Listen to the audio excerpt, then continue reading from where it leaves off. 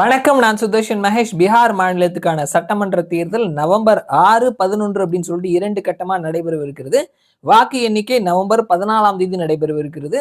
களத்துல NDA alliance தற்பொழுது ஆண்டு கொண்டிருக்கக்கூடிய என்டிஏ அதனுடைய கட்சிகள் அப்படின்னு பார்த்தோம்னா JDU, BJP, Lok Janshakti party, Hindustani Awam Morcha and இன்னும் குட்டி குட்டி கட்சிகள் இருக்கிறாங்க. அதே மாதிரி மகா கட்பந்தன் அலையன்ஸை பொறுத்த மட்டும் ஆர்ஜேடி, காங்கிரஸ், கம்யூனிஸ்டுகள் இருக்கிறாங்க. தேர்தல் வியூக வல்லுநர் பிரசாந்த் கிஷோர் ஜன்ஸ்வராஜ் அப்படின்ற பெயர்ல கட்சி ஆரம்பித்து தனியா களம் காண்றாரு. ஏஐஎம்ஐஎம் ஆம் ஆத்மி பார்ட்டி களத்துல இருக்கிறாங்க தனித்தனியா. ஸோ மொத்தமா 243 தொகுதிகள் இருக்குது. யாருக்கான வாய்ப்புகள் அப்படின்னு சொல்லிட்டு தொடர்ந்து நம்ம கருத்து கணிப்பு முடிவுகளை பார்த்துட்டு இருக்கிறோம். 243 தொகுதியில 122 பிளஸ் தொகுதிகளை கைப்பற்றுபவர்கள் ஆட்சியை பிடிப்பார்கள்.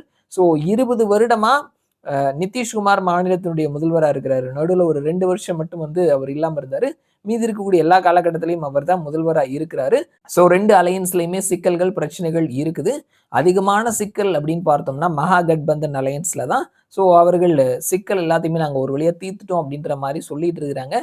ஸோ இருந்தாலும் அவர்களை எதிர்த்தே சில தொகுதிகளில் அவர்கள் கட்சிக்காரங்களே போட்டியிடுறாங்க.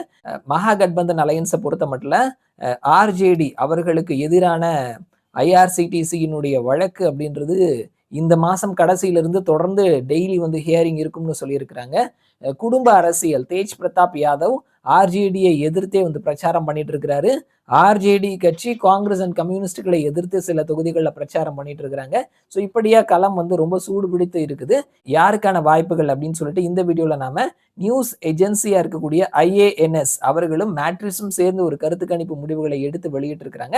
அதனுடைய ரிசல்ட்ஸ் தான் நம்ம தெரிஞ்சுக்க போறோம். இவர்களினுடைய கருத்து கணிப்பு முடிவுகள் படி பார்க்கும் பொழுது வாக்கு சதவீதம் என்டிஏ 49% வாக்குகளையும், இந்திய அலையன்ஸ் 36% வாக்குகளையும், ஏஐஎம்ஐஎம் 1% வாக்குகளையும், ஜன்ஸ்வராஜ் பார்ட்டி 7% வாக்குகளையும், மற்றவர்கள் 7% வாக்குகளையும் பெறுவார்கள்னு சொல்லியிருக்கிறாங்க. இது சீட்டா கன்வெர்ட் ஆகும் பொழுது என்டிஏ அலையன்ஸை பொறுத்த மட்டும் பிஜேபி 80 85 இடங்கள், ஜேடியு 60 65 இடங்கள், ஹிந்துஸ்தானி அவாம் மோர்ச்சா 3 இடங்கள், லோக் ஜனசக்தி பார்ட்டி 4 6 இடங்கள், ராஷ்டிரிய லோக் மோர்ச்சா 1 இடங்கள் கைப்பற்றுவார்கள் அப்படின்னு சொல்லியிருக்கிறாங்க.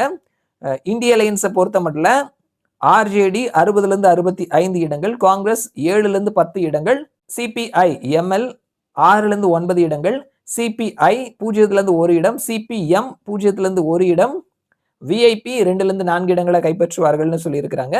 ஓவராலா நம்ம அலையன்ஸ் வைஸ் பார்த்தோம்னா என்டிஏ 150 160 இடங்கள் வரைக்கும் கைப்பற்றுவதற்கான வாய்ப்புகள் இருக்குது.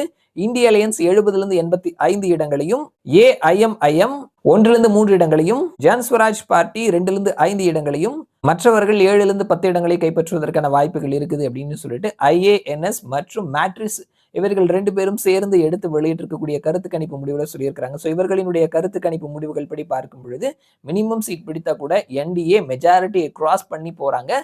என்டிஏவினுடைய ஆட்சியை தொடர்வதற்கான வாய்ப்புகள் இருக்குது. ஸோ இவர்களினுடைய கருத்து கணிப்பு முடிவுகள் படி பார்க்கும் பொழுது சிங்கிள் லார்ஜஸ்ட் பார்ட்டியா பிஜேபி இருக்கிறாங்க. 80 85 இடங்கள் வரைக்கும் அவர்கள் கைப்பற்றுவதற்கான வாய்ப்புகள் இருக்குதுன்னு சொல்லியிருக்கிறாங்க.